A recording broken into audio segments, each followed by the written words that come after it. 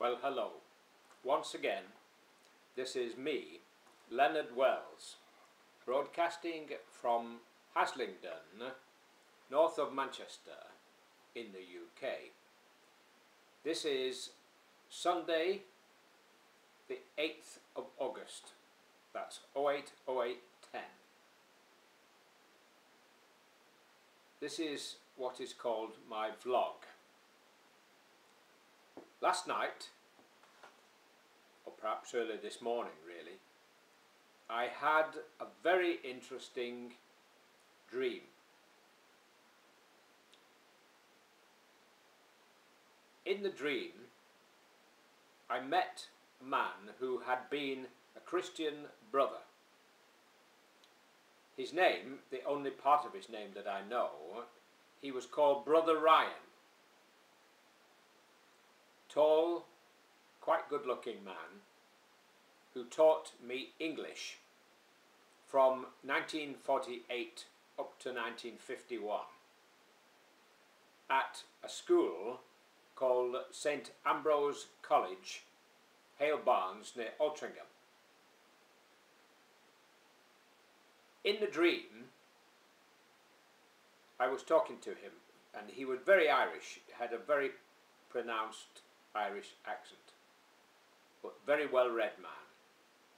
And I said to him, first of all I said, "You have a very pronounced Irish accent." And then I said, "You may not remember this, but many years ago I was very rude to you, and I'll explain now what happened and all about it." All my life I have been very frustrated because I never knew exactly what my talent was. So I've wandered aimlessly from job to job like a pilotless magic carpet. And in all that time, in all my education career, the only clue I had came from Brother Ryan. And I remember he came into our classroom and he handed out, or he gave out to us, or he put it on the blackboard, I'm not sure which, a list of English phrases. And he asked us all to attempt to make them into some kind of coherent sentence or paragraph or whatever. And we all did this, and he went around the class asking us to read them out.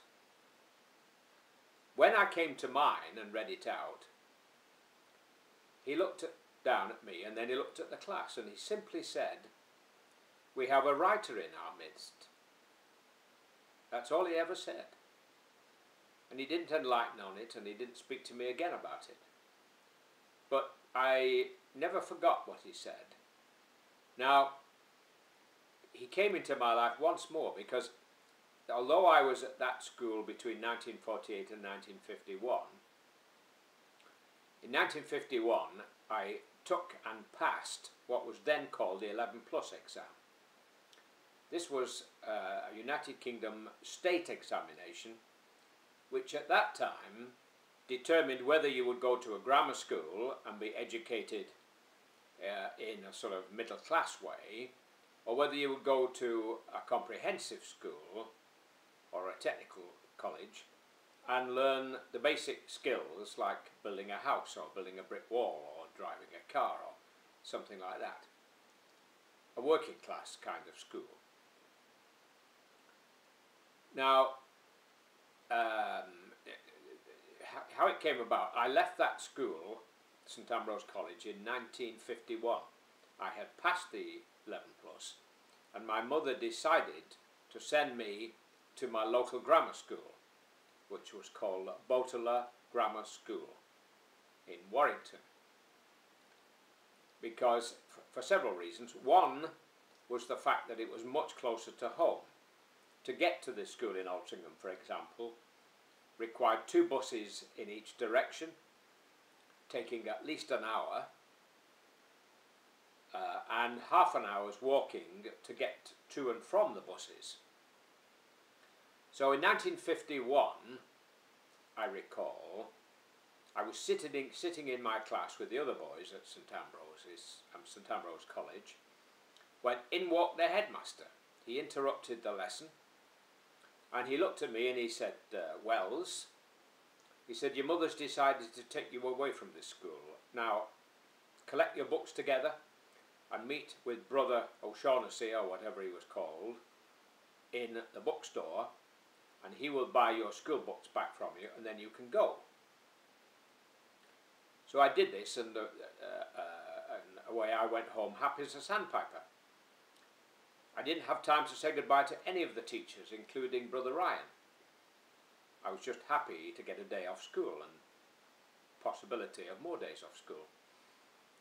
Anyway, the point I'm coming to, in about 3 years after that, by which time I was at the grammar school, my mother had taken me to visit some relatives in a town near Manchester called Sale.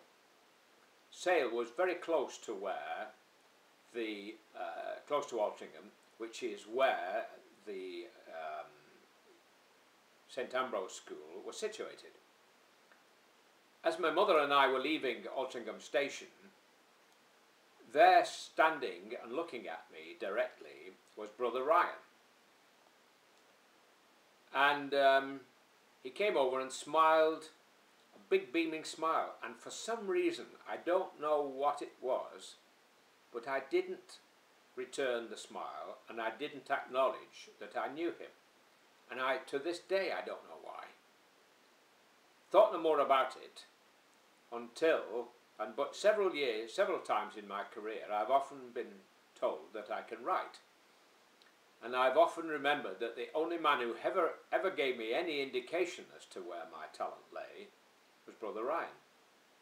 So the dream last night made me feel that I'd made peace at last with him, and I thank him dearly.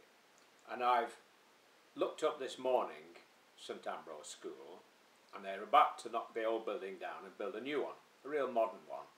In those days when I was there, it was an old country house with log fires, which was great fun in the winter time.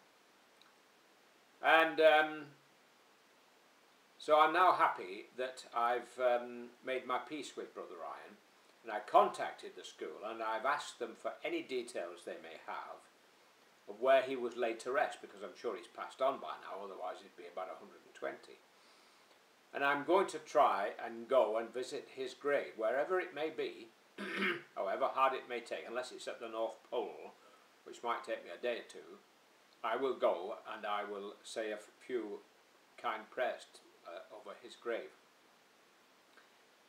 The reason I'm making a point about this story is that I've often thought that many, many, many young people throughout the world don't know what their talent is.